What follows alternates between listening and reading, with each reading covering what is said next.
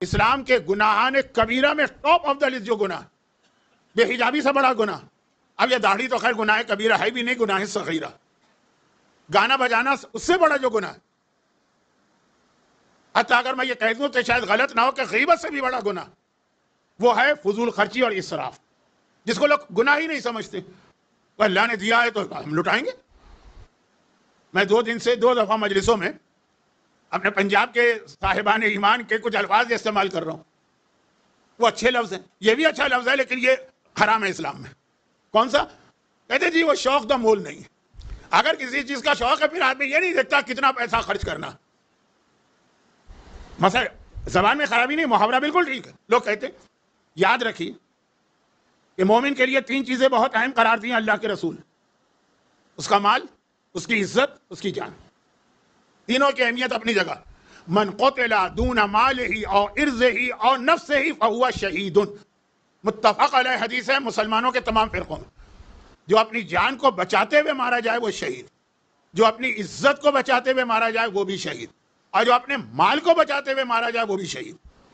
ہاں وہ ہے کہ اگر کوئی مال لوٹ رہا ہے اور آپ کو پتا ہے کہ یہ آپ کو مار سکتا ہے تو سب بھاگ جاؤ. لیکن اگر آپ کو یہ توقع نہیں تھی کہ وہ ایک موبائل کے اوپر آپ کو مار دے گا اس لیے آپ اس کو بچا رہے ہیں اور پھر اس نے مار دیا، وہ شہید ہو. اچھا یہ تو میں اس موضوع پہ بات نہیں کر رہا ہوں، میں تو کچھ اور کہنا چاہ رہا ہوں. اب یہ جو تینوں چیزیں ہیں یہ بہت اہم ہے مومن کے لیے. چنانچہ مومن کے لیے ہر وہ کام کرنا حرام ہے جس میں اس کی توہین ہو رہی ہو. توہین بھی حرام ہے کیونکہ اپنی عزت اپنے ہاتھوں ضائع نہیں کر سکتے. جو جوکر بن جائے، کوئی مسخرہ بن جائے، ایک لفظ شاید آپ نے کم سنا ہو لیکن آپ کے بزرگوں نے بہت سنا. اسلام میں لباس شہرت پہننا بھی حرام، بلکہ پرانے مراجع تو کہتے تھے اس میں نماز بھی آپ کی غلط ہے. آج کہتے تھے کہ نماز تو غلط نہیں ہے لیکن فعل حرام ضرور. لباس شہرت مانے ہر ایسا لباس پہننا جس کو آپ پہنیں گے تو معاشرے میں آپ مذاق اور مسخرہ پن کا نشانہ بنیں گے. یہ ایک الگ موضوع ہے، میں ادھر جا نہیں رہا ہوں، آلریڈی میرا موضوع اتنا بڑا. تو خلاصہ کیا، یہ تینوں چیزیں مومن کے لیے قابل احترام. اب اپنی جان اپنے ہاتھ سے آپ لے سکتے ہیں؟ نہیں لے سکتے. خودکشی ہے، سوسائڈ ہے جو اسلام میں حرام. بلکہ بعض مسلمان تو کہتے ہیں جو خودکشی کر کے مرے اس کی نماز جنازہ بھی نہ پڑھو. یہ شروع مجالس میں ایک بات آئی. یہاں تو ہر ایک کو معلوم ہے خودکشی حرام ہے، سوسائڈ نہیں کر سکتے. کیوں؟ جان ہماری مرضی، ہمیں نہیں چاہیے اپنی جان.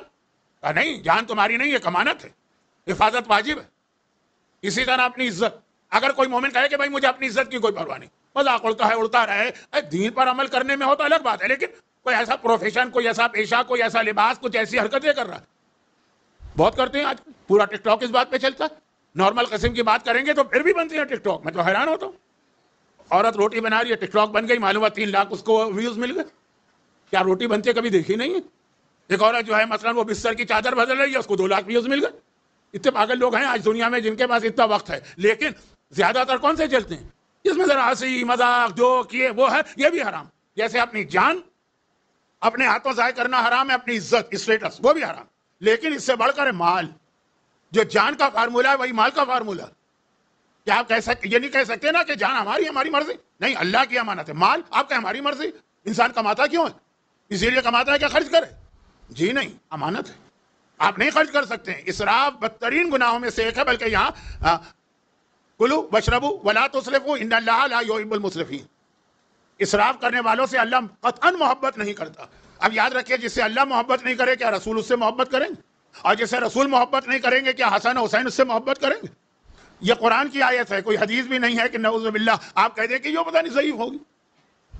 حدیث کی بھی اہمیت ہے لیکن وہاں یہ بہانہ چل سکتا ہے. آیت تو ضعیف نہیں ہوتی نا. اور اس سے زیادہ سخت لفظ ہے ان المبذرین کانوا اخوان الشیاطین. قرآن کہہ رہا ہے، جو قرآن کا یہ اسٹائل نہیں کہہ رہا ہے پیسہ ضائع کرنے والے شیطان کے بھائی ہیں. بھائی شیطان کا بھائی. شیطان مومن بھائی ہو گئے اس گناہ کی وجہ سے. شیطان کا بھائی ہے وہ علی والا کیسے ہوگا؟ شیطان کا بھائی ہے وہ حسین والا کیسے ہوگا؟ اب جو یہ بات میں کہہ رہا ہوں اس کا ایک شادیوں میں ہمارے ہاں کتنا پیسہ خرچ ہوتا ہے، جہیز میں ہمارے ہاں کتنا پیسہ خرچ ہوتا ہے. چلیں ادھر میں نہیں جاتا، عام زندگی میں آج کل 2 دن پہلے میں نے جو بات ہوا کی بات آئی، کچھ دعائیں میں نے بتائی تھی. ساری دعائیں بے فائدہ ہو جائیں گی اگر آپ اس بات کا خیال نہیں رکھیں گے. کس بات کا؟ سنیے. ایک آدمی بیمار ہے، وہ دعائیں شفا، مرض کے لیے شفا چاہیے، اس کو دعا ڈھونڈ رہا ہے. دعائیں مشلول اس کو بتا دی گئی، اما یجیب اس کو بتا دی گئی. وہ دعا بھی اس کو بتا دی گئی جسے لوگ قبول ہی نہیں کرتے ہیں. اب آہستہ آہستہ سمجھ میں آیا, لیکن ویسے ابھی بھی لوگ گھبراتے ہیں.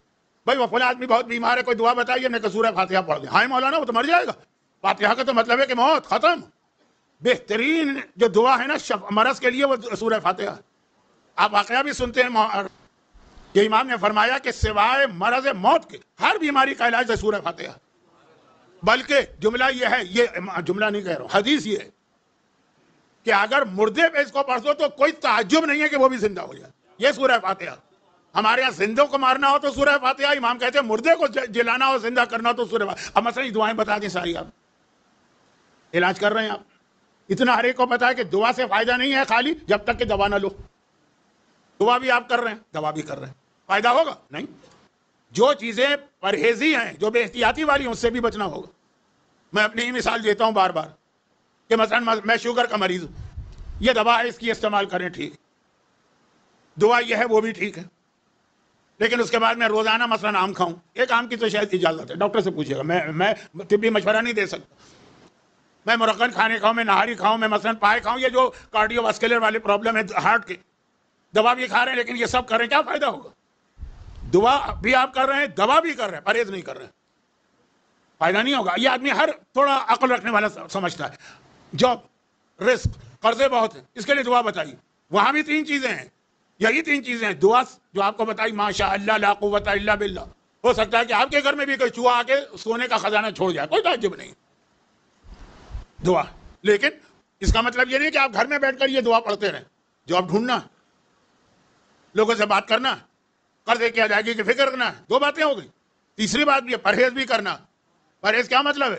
معلوم آپ کو جاب چاہیے اور جاب ملا, آئی فون خریدے جا رہے, حیثیت ہے آئی فون خریدنے کی, حرام ہو جاتا ہے آئی فون خریدنا اگر حیثیت نہ ہو. معلوم ہوا کہ بہترین برانڈڈ کپڑے خریدے جا رہے ہیں, حیثیت ہے. یہ برانڈڈ جو ایک مصیبت ہمارے ہاں لگ گئی ہے. جب وہ کووڈ آیا تھا نا تو اس وقت ماسک فری تقسیم ہوتے, لے جاؤ فری. ایک مومن مجھے ملے, وہ $100 کا ماسک منہ پہ لگائے گھوم رہے ہیں. میں نے کہا بھائی یہ تو فری ملتے ہیں, زبردستی ہماری جیب میں ڈال دیتے ہیں, ماسک لگاؤ, یہ $100 کے ہیں. کہا اس پہ لکھا ہوا ہے آرمانی. اب مجھے نہیں پتا آرمانی کیا چیز ہوتی ہے. کہا یہ اس کے پیسے. ارے بھائی ماسک کا کام کیا ہے؟ صرف وہ جو کووڈ سے بچنا, یہ نہ نہیں مولانا. جاتے ہیں لوگوں کے سامنے ٹھور بنتی ہے. یہ وہ لفظ ہے جو میں پہلے بتا چکا ہوں. یہ جو مسئلہ ہے نا کہ جتنا اللہ دعا کا ہے, دعا بیماری کے ساتھ دوا چاہیے اور پرہیز چاہیے. پرہیز نہیں کریں گے, اتنے بائی پاس کے مریض جو ہے نا, جیسے ہی بائی پاس ہوتا ہے دوبارہ بے احتیاطی کرتے مر جاتے ہیں دوبارہ. علاج بھی بہترین آپ نے کیا لیکن مر گئے کیونکہ پرہیز نہیں کیا.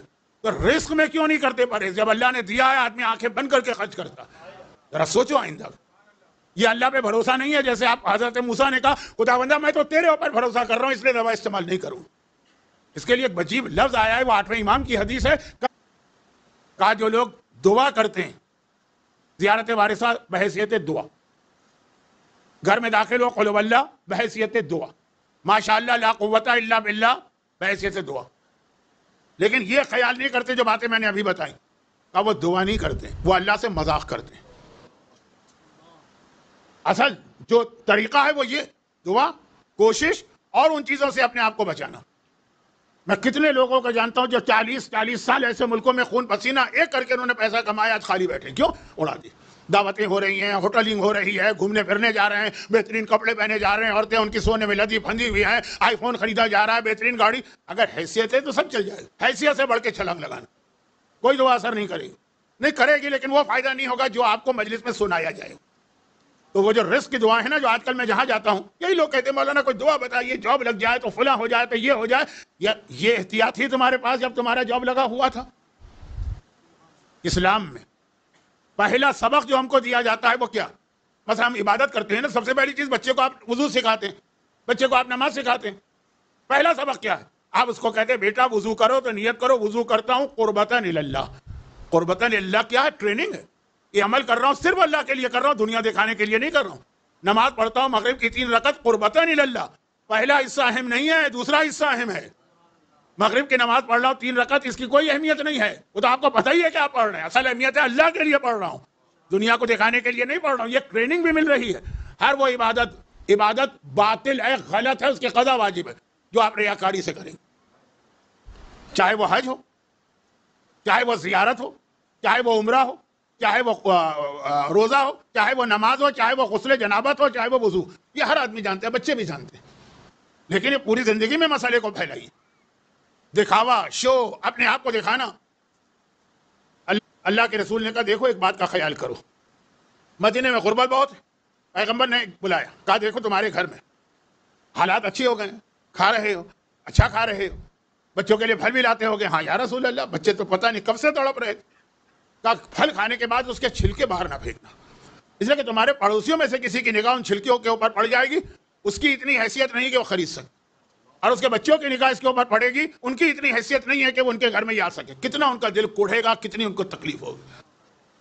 وہ کل والا واقعہ، وہ صحابی تیر کھینکا کہ تمہارے گھر میں حالات ایسے ہو گئے، تمہارے بچے اس وقت یہ پھل کھا رہے ہیں، تم اس پوزیشن میں نہیں ہو کہ سب کو دے سکو، تو کم از کم دوسروں کو جلاؤ نہیں۔ یہ میرا جملہ ہے، پیغمبر کا جو عربی لفظ اس کو چھوڑ دیجئے، وقت میرے ہاتھ سے پھسل رہا۔ اب یہاں مسئلہ یہ ہے کہ لوگ کہتے ہیں مولانا اگر ہمیں کوئی اچھا جاب ملا، پیسے آ گئے، تو جب تک کہ 10 آدمی جلے نہیں اس وقت کو مزہ ہی نہیں آتا ہے۔ یہ لوگ کہتے ہیں کہ اصل چیز تو وہ ہے کہ دیکھ کے لوگ جلیں۔ یا آج سارا ٹک ٹاک، یا آج سارا یہ انسٹاگرام، آج یہ سارا میڈیا اسی بات پہ گھوم رہا، دوسروں کو جلانا، اور اس کے اتنے نقصانات، کتنی عورتیں اس کی وجہ سے بے عزت و بے آبرو ہو رہی ہیں، ان کو بھی ویسے ہی پیسے کمانا پتا ہے کہ پیسے کمانے کے لیے بےہودہ لباس پہن کے اپنا ایک کلپ چڑھا دو، اس کے بعد پیسے ملتے۔